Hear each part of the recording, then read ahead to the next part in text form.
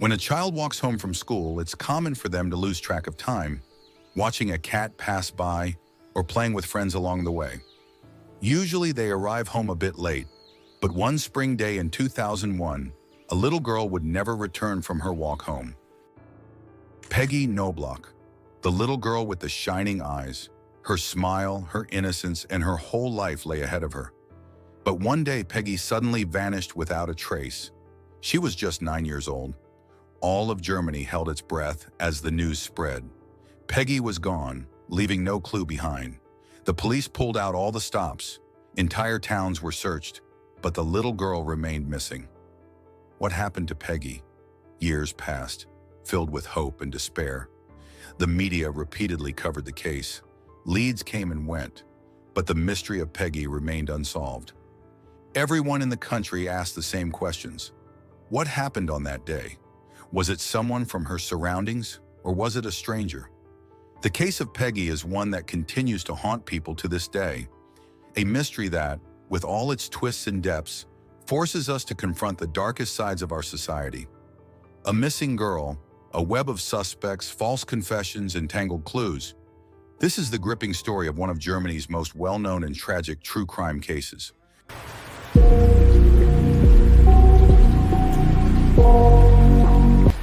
Peggy Knobloch was born on April 6, 1992, in Germany, a little girl with bright eyes who brought much joy. Her mother, Suzanne Knobloch, was only 19 years old at the time. Peggy's father, Mario Schwenk, and Suzanne had a turbulent on-and-off relationship, which is not uncommon at that age. However, in 1994, when Peggy was 2 years old, the couple finally separated, and her parents went their separate ways. Suzanne then moved to Halle, where a new chapter of her life began. In Halle, Suzanne met the man who would later become Peggy's stepfather, Erhan, who was originally from Turkey. Although Suzanne had a boyfriend at the time, she fell in love with Erhan and left her boyfriend to be with him. There was yet another twist, though. Suzanne was already pregnant with her second child. Erhan and Suzanne eventually married and moved with Peggy, who was now 6 years old, to the small, quiet town of Lichtenberg. They lived at 8 Marktplatz, where the local community soon became familiar with Peggy's cheerful and carefree nature. The girl was known for her politeness and kindness, spending a lot of time outdoors. Neighbors knew her, and soon Peggy was a well-known figure in the small community. In 1998, Peggy's half-sister, Jasmine Knobloch, was born. As would later come to light, Erhan was not her biological father, which would eventually draw investigators' attention to him. But more on that later. Peggy's mother, Suzanne, worked in elder care, which often required irregular hours. Peggy was used to doing her homework at neighbors' homes, in restaurants, or at family friends' places until her mother or stepfather could pick her up. She grew up in an environment full of various contacts, a setting that could bring both enrichment and uncertainty for a little girl like Peggy. Nonetheless, Peggy was very independent for her age.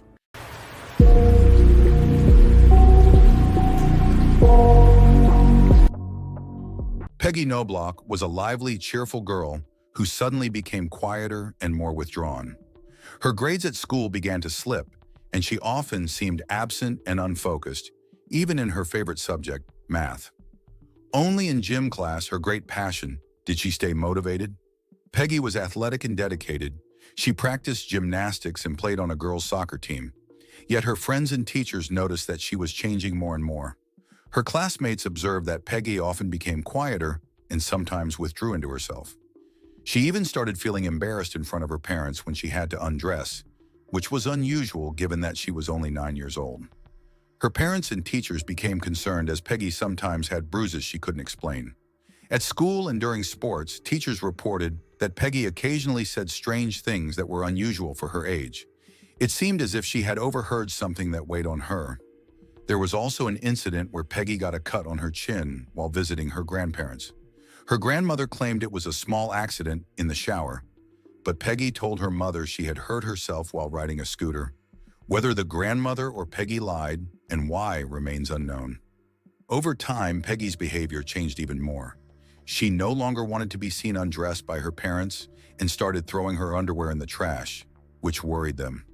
Often it was these small changes that left her parents confused and unsettled. Why was she suddenly acting so differently? There was also something strange going on with the phone. In the weeks leading up to Peggy's disappearance, it rang often, and if anyone but Peggy answered, the caller would just hang up. When asked about these calls, Peggy only responded evasively, saying it was nobody. Her parents were concerned, as the calls kept coming more frequently. When Peggy's parents didn't know what else to do, they sought help from a doctor in early April 2001. He suspected that her behavior might be due to attention deficit hyperactivity disorder and recommended treatment with medication. Instead, Peggy was given a herbal remedy to help her relax, but it didn't help much. At a later appointment, she was prescribed a stronger medication. At just 9 years old, Peggy was already being given medication, but no one had yet looked deeper into her emotions. If they had examined her situation more closely, they might have found answers to the changes in her life and the source of her distress. To this day, the question remains, what was going on in Peggy's life that changed her so much and ultimately led to her disappearing without a trace?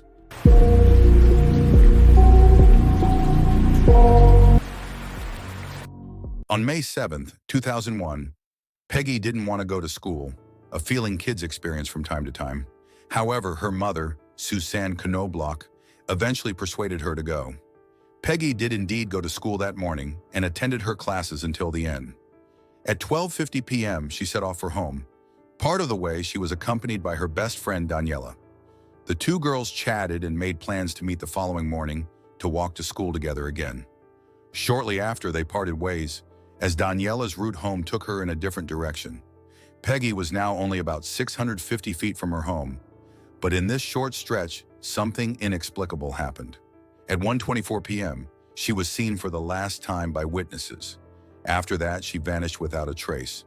When Peggy's mother, Suzanne, returned home from work around 8:15 p.m., she immediately sensed that something was wrong. The house was dark, Peggy's shoes weren't in their usual spot, and her school bag was nowhere to be seen. The front door key, which Peggy usually left in the lock on the inside, was missing. Worried, Suzanne asked neighbors and friends if they had seen her daughter, but no one had. Finally, after all efforts to locate her failed, Suzanne called the police later that evening. The search for Peggy began immediately, but at first there were no leads. Peggy's biological father was also questioned, but he stated he hadn't seen her in years. At that point, it was still unclear how many people in Peggy's circle might potentially be considered suspects. A thorough search of the entire region commenced, but it repeatedly came up empty. The young girl had vanished in a puzzling way, and that final stretch to her home remains, to this day, an unanswered mystery.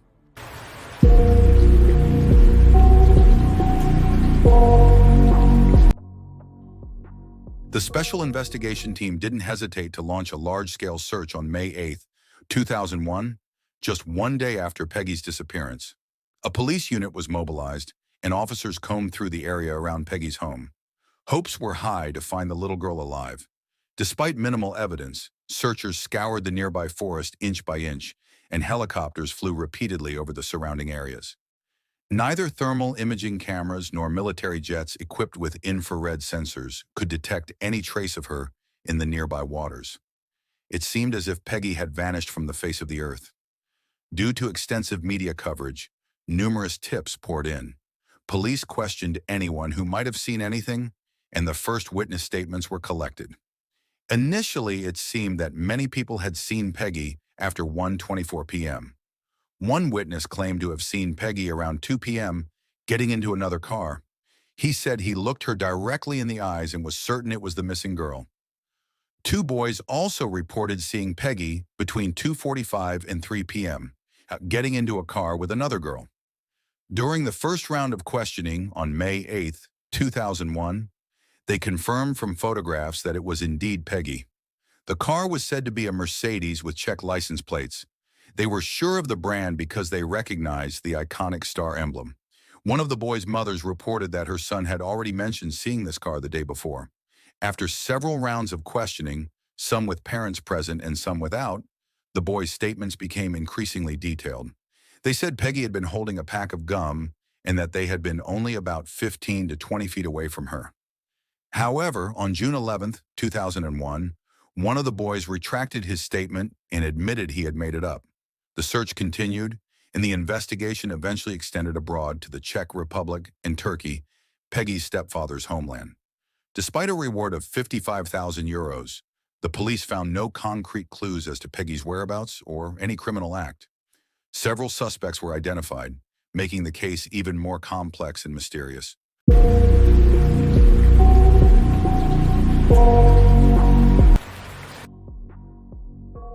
As previously mentioned, there are several witnesses and suspects connected to young Peggy's case, each of whom we'll briefly examine.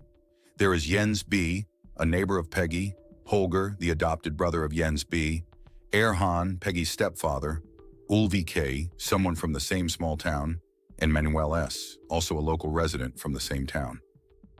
On May 11, 2001, Peggy's neighbor Jens made a statement to the police that partially shifted the special investigation team's focus onto himself.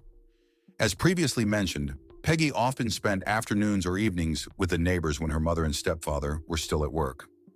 Although Jens claimed that he didn't really interact with Peggy and that his then-wife, Anki, usually took care of her, he was often at home when Peggy was there. He described her as a lively, funny, cheeky, and sometimes annoying child.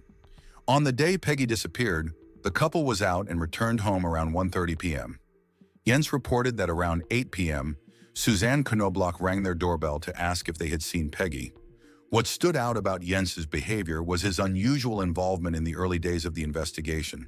He speculated that Peggy's disappearance was part of a massive conspiracy, suspecting that her mother, stepfather, and friends were all somehow colluding.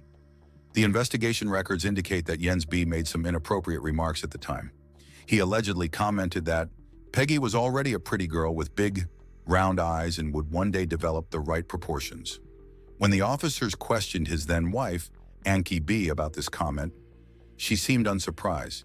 She downplayed the statement, suggesting that such remarks from her husband were not unusual. The next suspect was Holger, the adopted brother of Jens B. He was 17 years old when Peggy disappeared. Holger quickly became a focus of the investigation after a note with his name and address was found in Peggy's notebook. The police were able to confirm that the handwriting belonged to Holger. During a search of his room, investigators found a necklace with a pendant featuring a photo of Peggy.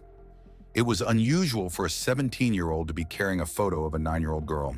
The officers also found numerous photos and keepsakes that seemed to indicate a connection Holger felt with Peggy. Holger explained that he and Peggy shared a close, almost sibling-like relationship. He claimed that she had confided in him about issues with her stepfather, and he had offered her a place to seek refuge if she ever faced trouble. Investigators discovered that Holger had not attended school on the day of Peggy's disappearance, nor in the days following. Holger's alibi for the morning of May 7th could not be confirmed. Several of his friends reported that Holger frequently spoke about Peggy and was very fond of her. In Holger's room, the investigators also found a CD containing images of Peggy and other personal photos. Despite the many suspicious elements, Holger was cleared as a suspect in 2002. However, years later, it came to light that Holger had acted inappropriately in other cases and eventually served time for abusing his own 2-year-old daughter. Peggy's stepfather also emerged as a primary suspect. Rumors circulated that he might have abducted her and taken her to Turkey or the Czech Republic, with a possible motive rooted in hurt pride. As mentioned in the first chapter, Suzanne became pregnant shortly after beginning her relationship with Erhan. Suspecting infidelity, Erhan secretly conducted a paternity test, which came back negative, leading to a significant argument and further straining the already tense relationship. This revelation was likely a source of deep resentment for Erhan. Family friends reported that the relationship between Peggy and her stepfather was not ideal, adding to the suspicion surrounding him. The suspicion intensified further on May 25, 2001, when an email was sent to the police claiming that Peggy was in Turkey. The message also alleged that her biological father was aware and that Peggy had entered Turkey via Russia. The police pursued this lead and discovered that the email had been sent from an internet cafe in a southern Turkish city. Several people who were present at the cafe at the time were questioned, but none had any connection to the email. However, this line of inquiry failed to yield any concrete results, and the suspicions surrounding Peggy's stepfather subsided for a while. Another unusual incident occurred on January 1st, 2002, when he sent Suzanne Knobloch a text message threatening to take action if a situation arose that could lead to a new family war. The text referenced a figure of $55,000, coincidentally the same amount as the reward offered in Peggy's case. In the case of Peggy Knobloch's disappearance, Ulvi became a central figure. At the time, the 24-year-old had suffered from severe meningitis as a child, which significantly affected his development, leaving him with the cognitive level of an 8 to 10-year-old. He lived in Lichtenberg with his parents and was known for occasionally behaving inappropriately around others, though he was generally considered harmless. Ulvi claimed that on the day Peggy went missing, he was at his parents' restaurant between 12:30 and 12:45 p.m. Shortly after Peggy's disappearance, however, witnesses reported seeing Ulvi behaving oddly, which ultimately led to his arrest and placement in a secure psychiatric facility. Despite his mother providing an alibi, the police reopened their investigation against him in October 2002, and he subsequently made a confession in which he admitted to seeing Peggy on the day she went missing and talking to her. However, when she became upset, he panicked and tried to calm her down, and in the process, she was accidentally harmed. This confession, however, was obtained under questionable conditions. Ulvi had no legal representation, and there were no recordings of the interview, only the investigators' notes. Ulvi soon withdrew the confession, claiming it was not accurate. His trial began in 2003 behind closed doors and concluded in 2004 with a life sentence based largely on his own confession and the testimony of another inmate.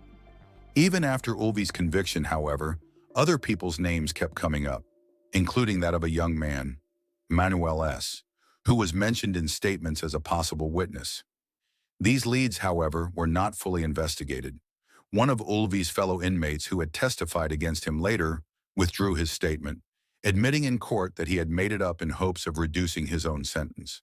With this retraction and further legal reviews, Ulvi's previous conviction was overturned in 2014.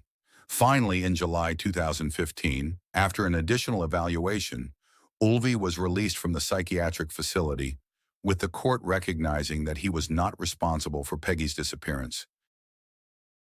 The name Manuel has repeatedly come up in connection with this. However, up to this point, nothing could be proven against him either.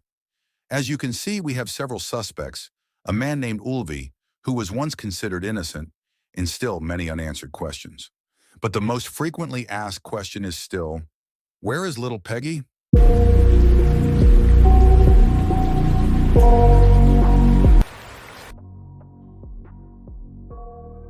On July 2nd, 2016, more than 15 years after Peggy Knobloch disappeared, a mushroom picker discovered skeletal remains in a wooded area near Lichtenberg. DNA analysis confirmed that the remains belonged to Peggy. The discovery site had been searched by the police with infrared cameras back in 2001. Why the body wasn't found then remains unclear. Animals and rainfall had filled the ground, causing the bones to surface after all these years. The skeleton was incomplete, and clothing and the school bag were missing. Forensic investigations revealed that Peggy most likely died on May 7, 2001, from an unnatural cause, and was later brought and buried at the site. In the initial investigations, the name Manuel surfaced. He was connected to Ulvi Kulak, who was initially suspected of being the perpetrator. Manuel, a mortician, was said to have helped Ulvi dispose of Peggy's body. After Ulvi's conviction and Manuel's alibi, the investigation moved away from him.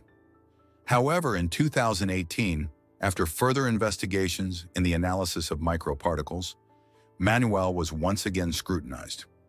Specific types of pollen and paint particles were found, linking him to activities he claimed to have been doing on May 17, 2001.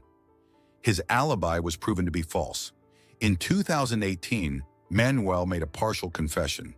He claimed that on May 17, 2001, he drove through Lichtenberg and passed a bus stop where Ulvi stopped him.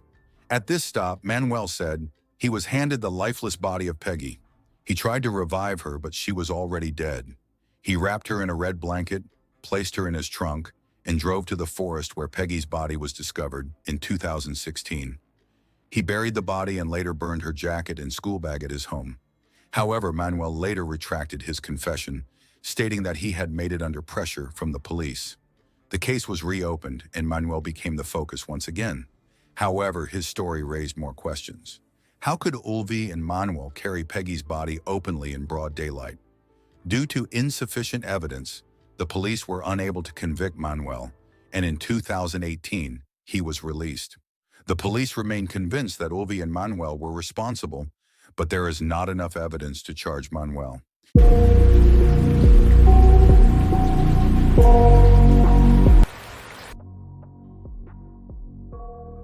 What the mother and father went through during this time is beyond words. Losing their own child and never knowing what happened must have eaten away at them. The tormenting uncertainty surrounding Peggy's death followed them for years, tragically shaping their lives. In 2020, the case was declared a cold case, and in 2022, Peggy's remains were released, allowing her mother to bury her daughter with dignity. A small step toward healing, but a painful conclusion to a years-long tragedy. This case is so horrific that I felt sick at times while researching it. It's unimaginable that the person or people responsible for Peggy's death are still free. If you leave a comment, please remain polite. Let's approach this case with respect. That's it for the video. I'd love to hear your thoughts. Until next time.